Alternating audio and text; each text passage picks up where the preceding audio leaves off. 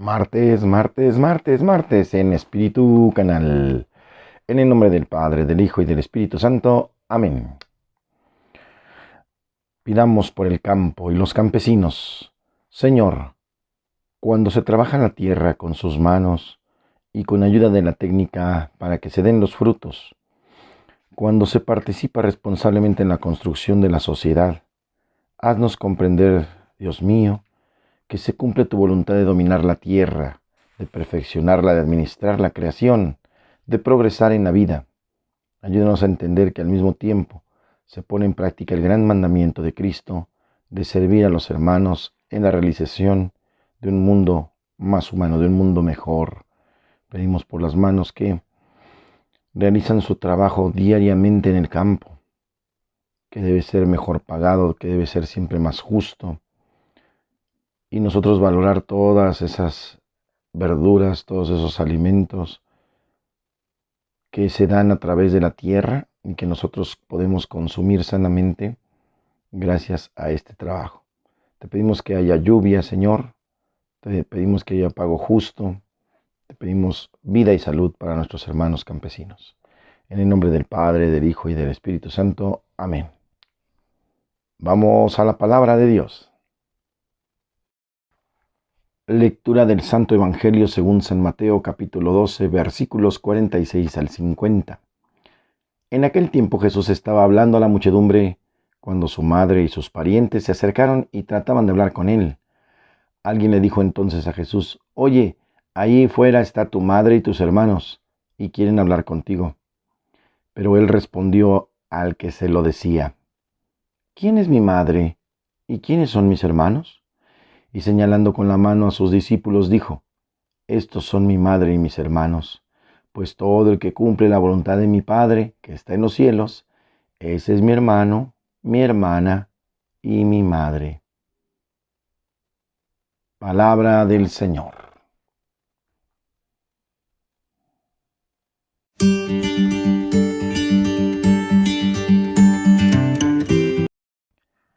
La gran importancia de la evangelización queda completamente de manifiesto en este fragmento del Evangelio, porque efectivamente, dice el Señor, mi madre y mis hermanos pueden esperar.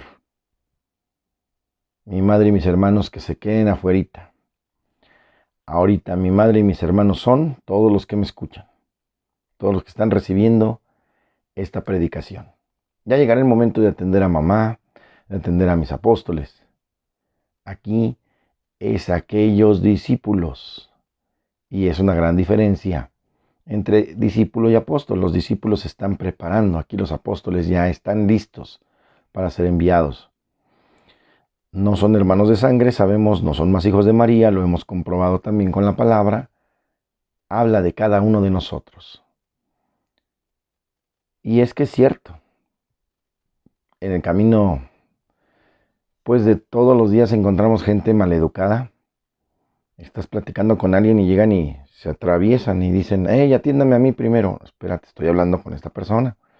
A veces no sabes si está confesando, si tiene un dolor espiritual, una situación de problema grande, y uno se queda ahí, ¿verdad? Callado. Hay que decir: espérame, estoy atendiendo a otra persona. Hay que darle su debido respeto y lugar.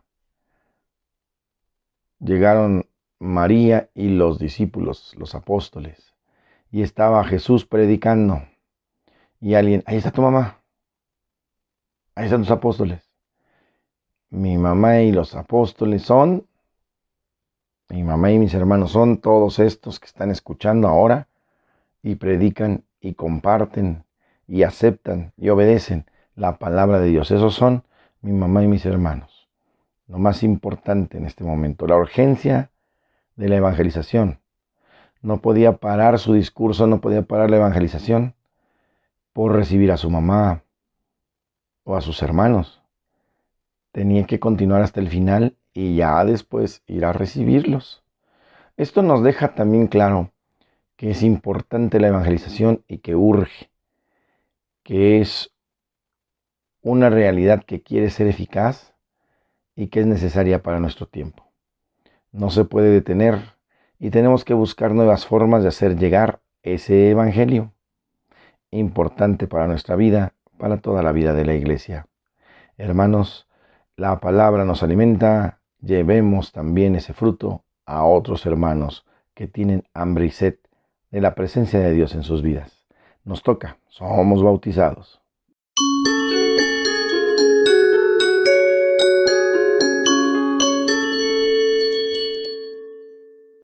En el tema de hoy, soy católico porque a Jesús no le gustan las divisiones. Él quiere comunión. Y precisamente que estemos unidos bajo un mismo rebaño, bajo un mismo pastor. La iglesia debe ser una. Cristo estableció una iglesia sobre el fundamento de los apóstoles, a quienes confió predicar sus enseñanzas a todas las gentes de todos los tiempos. Esa iglesia donde Cristo es la cabeza y nosotros somos sus miembros, no puede estar dividida, no. Como dice el apóstol Pablo, hay un solo cuerpo y un solo espíritu. Como habéis sido llamados a una sola esperanza, un solo Señor, una sola fe, un solo bautismo. Un solo bautismo. Efesios 4, del 4 al 5. Porque todos los bautizados en Cristo se han revestido de Cristo, porque todos ustedes son uno en Cristo Jesús. Gálatas 3, 27 al 28. Cuando los no creyentes escuchan la doctrina de Cristo, que habla del amor, se admiran de su sabiduría y se sienten atraídos a ella. Pero al ver que hay divisiones y pugnas entre los mismos bautizados en Cristo, entre comillas, se escandalizan y se van. Por eso decía el gran Mahatma Gandhi, me convence el cristianismo, pero no los cristianos. Tenemos que recordar que los cristianos apenas formados en el caminar de la vida, pues es un porcentaje de la población mundial, y los demás aún no se han convertido. Por este escándalo de la división de los cristianos, en parte. Cristo quiere la unidad, la unión, la común unión. La unión de los cristianos no es, como creen algunos, un truco del Papa para que todos se hagan católicos. La unidad de los cristianos en un solo rebaño, un solo pastor, es deseo de Cristo, bíblicamente comprobado. Juan 17, 21. Que todos sean uno como tú, Padre, estás en mí, yo en ti, para que también ellos sean uno como nosotros, a fin de que el mundo crea que tú me has enviado. Ahí está. Por eso quiero ser católico, porque en la Iglesia Católica se busca cumplir con el deseo de Cristo en la unidad de todos los cristianos en su única Iglesia. Chequen el Catecismo, numeral 820. Los cristianos de la Iglesia histórica, luteranos, anglicanos, ortodoxos, entre otros, están trabajando por cumplir con ese deseo de Cristo. Se afronta otro problema, el de las sectas bíblicas. Las sectas son un peligro porque con sus divisiones hacen increíble el cristianismo. Se hace esto sectario. Sectario, en una palabra, que define una actitud muy peculiar, la del que, rechazando todo diálogo constructivo con el que se sabe, busca al débil o ignorante y entra como salteador para cortar, dividir y separar. Por eso los llamamos separados. Por tanto, secta y sectario definen a los que tienen como método proselitista el cortar y dividir a la Iglesia de Cristo. Si no les gusta este nombre, basta que cambien de actitud. No me llame protestante, pues deje de protestar y acepte la palabra de Dios. Cristo pide a su Padre la unidad. Cristo en la última cena oró y dijo, no ruego solo por esto, sino también por aquellos que por medio de su palabra creerán en mí, para que todos sean uno como tú, Padre, estás en mí, yo en ti. Que ellos también sean uno en nosotros, para que el mundo crea que tú me has enviado. Juan 17, 20, 21. Son precisamente las sectas las que nos acusan a los católicos de no ser cristianos. Y yo pregunto, ¿lo son ellos cuando no hacen caso de esta oración de Cristo y de muchas otras cosas? La fe en Cristo no puede ser separada de la predicación de los apóstoles. La fe en Cristo por sí sola no crea la unidad es necesaria la adhesión a la verdad, que nos llega por la palabra de los apóstoles. Esta aceptación de que Cristo tiene unos apóstoles que son sus embajadores es lo que hace que la unidad sea una realidad y no un sueño, pues el Papa es signo y garantía de la unidad. Muchos cristianos no católicos ven en el papado un obstáculo para la unidad. Pablo VI, hace mucho tiempo en la encíclica Ecclesiam Suam, les invitaba a estudiar y reflexionar en serio si el papado no será más bien la condición de la unidad verdadera. San Juan Pablo II en su encíclica Ut Unum Sin sugería a los teólogos revisar la función del papado. Pero cualquier conclusión que estos saquen nunca podrá ser la de decapitar el cuerpo de Cristo. No puedes decir creo en Cristo y no en la iglesia, sería decapitar a Cristo. Comprobado bíblicamente. San Jerónimo, uno de los más grandes cristianos bíblicos, expone la razón. Al faltar en la iglesia de Cristo el oficio pastoral, sumo y eficaz y decisivo de Pedro, la unidad se deshace. Y en vano después se intentaría recomponerla con criterios sustitutos del auténtico y establecido por Cristo. Habría en la iglesia tantos cismas cuanto pastores hay. Cada pastor tendría su iglesia. Es lo que sucede hoy. Yo soy católico no porque el Papa es simpático, inteligente, buena onda, latino, argentino o bien parecido, sino porque quiero obedecer a Cristo y creo en que Él puso a Pedro como esa roca, no como la piedra angular, no caigamos en la trampa. La piedra angular es Cristo. Pedro es la roca en la que se cimienta la iglesia, es diferente. La primera piedra, eso es diferente. Por eso es en la iglesia católica donde esa unidad se manifiesta de una manera amplia, visible y real, que trasciende no solo las fronteras, sino el tiempo. Pues por la fe, el culto y el gobierno estamos unidos a los apóstoles y a los primeros cristianos. El catecismo de la Iglesia Católica lo podemos checar en su numeral 814 al 815.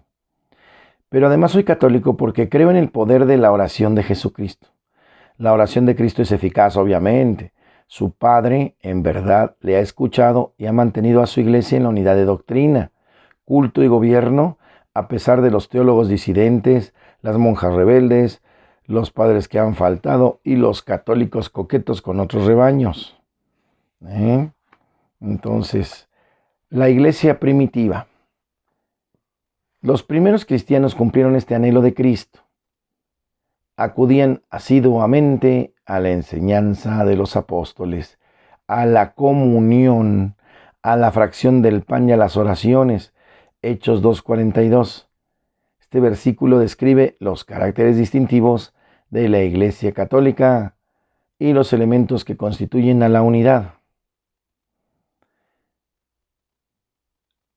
En este sentido, yo estoy considerando con mucha seriedad que al enemigo, al diablo, le conviene y le agrada que existan nuevas iglesias, nuevas ideologías, nuevos pensamientos.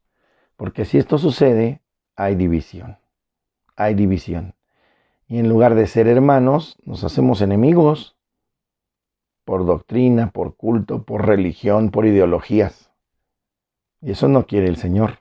Hemos dicho que Él quiere la común unión. La común unión. Si yo voy a una parroquia de tal colonia, es el mismo evangelio de hoy. Si voy a otra parroquia de otra colonia, es el mismo evangelio de hoy. Si me voy a Francia, España, Roma, es el mismo evangelio de hoy. Eso se llama universal. Eso se llama catolicidad.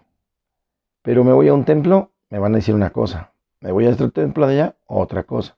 Me voy a aquella secta, otra cosa. Me voy a aquella religión, otra cosa diferente.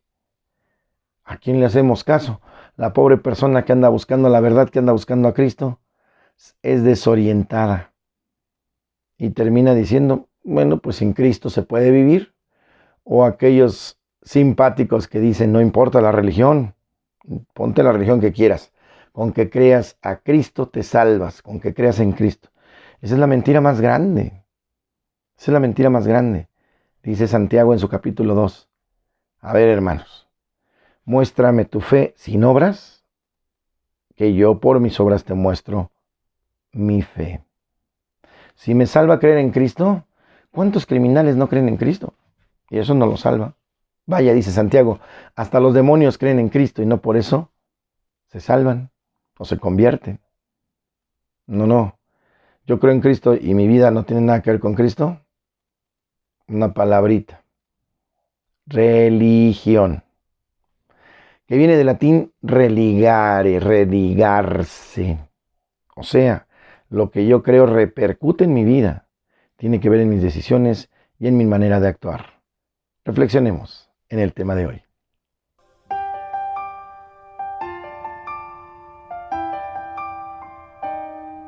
La rola del alma, escuchemos a Fama Maranatha con la canción Sopla, Cristo sopla. Escuchemos con atención. Sopla, Cristo sopla, sopla Señor, aliento de vida. Cristo sopla,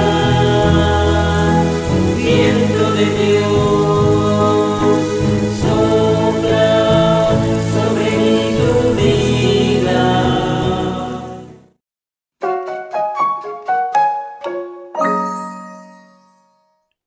En Santos y Conversos tenemos hoy a San Aurelio, obispo de Cartago. Hacia el año 392, después de que San Agustín recibió la ordenación sacerdotal y el obispado de Hipona, Aurelio, un diácono, fue elegido obispo de Cartago. En aquella época la iglesia de África estaba en la cumbre de su esplendor. El obispo de Cartago era a la vez primado o patriarca de África, es decir, uno de los prelados más importantes de la Iglesia Universal. San Aurelio tuvo que hacer frente a dos herejías, de los donatistas y de los pelagianos. Durante los 37 años de su gobierno en la sede, San Aurelio convocó numerosos sínodos provinciales y concilios plenarios de los obispos africanos para resolver esos otros problemas. San Aurelio era íntimo amigo de San Agustín y cuando aquel se quejó de que muchos monjes, sobre pretexto de vida contemplativa, eran simples holgazanes, San Agustín escribió el tratado sobre el trabajo de los monjes para tratar de mejorar la situación. San Fulgencio de Ruspe, obispo africano de la siguiente generación, escribió en términos encomiásticos acerca de San Aureliano, como lo hizo también el erudito español Pablo Osorio. Hermanos en Santos y Conversos, Santo Obispo de Cartago, San Aurelio, San Aureliano, San Aurelio.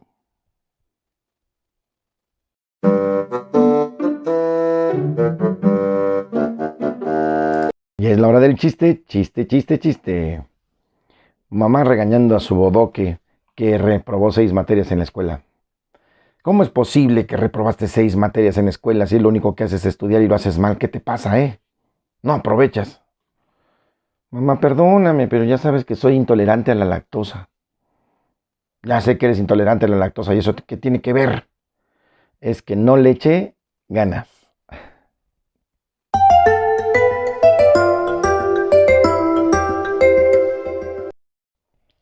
En curiosidades de la Iglesia Católica, sucedió en una comunidad parroquial en México.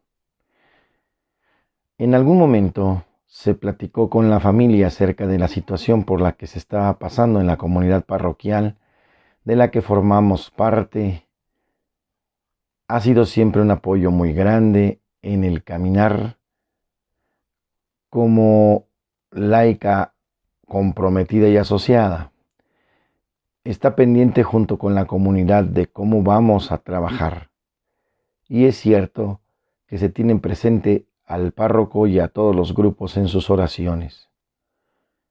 Cuando supieron de los problemas que estaban pasando, se organizaron y de poquito en poquito, de pesito en pesito, se hizo una colecta para ayudar a recuperar lo que un incendio había arrebatado a los cristianos de este lugar, especialmente a los pequeñitos, junto con su familia.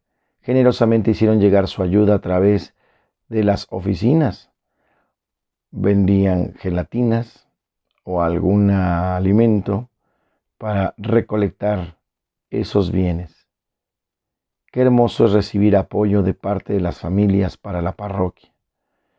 Mucho más que el dinero, mucho más que eso, más bien la solidaridad, el amor, la entrega, que mucho ayuda a seguir caminando en la capilla, en la parroquia. Eso calienta el corazón, eso impulsa a seguir adelante y a responder de una manera más santa, con una gran riqueza de espiritualidad en la comunidad. No es el aspecto material, es la capacidad de organización y la generosidad del pueblo de Dios. Y gracias a ese acto generoso, recordé mucho una frase que se hace presente en torno al domingo. La misión se hace con los pies de quien va, con las rodillas de quien reza y con las manos y el corazón de quien ayuda. Gracias a todos esos hermanos conscientes de las necesidades que laboran y trabajan por la paz en su generosidad, cooperando ante las necesidades. Dios les bendiga.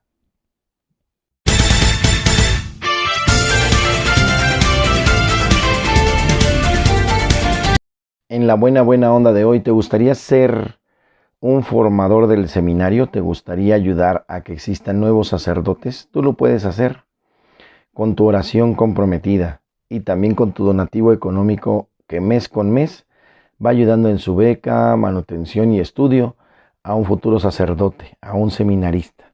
Tú puedes ayudar en mucho. Gracias a eso yo logré ser sacerdote. No por mis virtudes o por mis capacidades, obviamente siempre es el gran amor que Dios nos ha tenido. Él es el que toma la iniciativa y nos lleva de la mano y nos consagra porque Él nos ha llamado a eso. Pero, por otro lado, la gente también me formó y me sigue formando porque nos ha ayudado a tener lo necesario para podernos constituir como tal. Nuestra diócesis de Azcapotzalco necesita bienhechores. No solamente vamos naciendo, también vamos gestando nuevas vocaciones sacerdotales. En agosto tendremos ordenaciones sacerdotales, por lo menos las primeras. Entonces es importante seguirnos ayudando, por favor, a tener nuevos pastores. Apenas 2 vocaciones sacerdotales se van a coronar en agosto. ¿Cómo vamos a poderle hacer? Bueno, pues échanos una llamadita, consigue conectarte con nosotros a través de aquí de YouTube, en Espíritu Canal, o a través del Facebook Parroquia de Santa Lucía, Azcapotzalco, con mucho gusto, con la leyenda obviamente, yo quiero ser bienhechor del seminario de Azcapotzalco, de la diócesis de Azcapotzalco en sus seminaristas, y con mucho gusto, ¿verdad? Aceptamos esa ayuda, sea cuanto puedas, no importa, para ir constituyendo nuestro nuevo seminario, que se va gestando no tanto en sus paredes porque todavía no lo tenemos, sino más bien en sus alumnos, que el día de mañana serán los pastores que nos acompañarán en nuestras parroquias como vicarios y también los que nos van a suceder. Muchas gracias por estar con nosotros en Espíritu Canal. Reciban la bendición, el Señor les guarde, les protege, les bendiga, haga resplandecer su rostro sobre ustedes y les conceda la paz. Que les bendiga el Padre, el Hijo y el Espíritu Santo, les acompañe siempre. Ya saben, yo soy el Padre Jorge Arturo Moreno, tu amigo, y contento de estar aquí. Te invito a que te suscribas y le des like al video para que se pueda compartir y la plataforma lo sugiera a otros hermanos, como tú también lo puedes hacer de viva voz hablada con los que tú conoces, el regalo de la fe. Una herramienta más, Espíritu Canal. Tengan buen martes.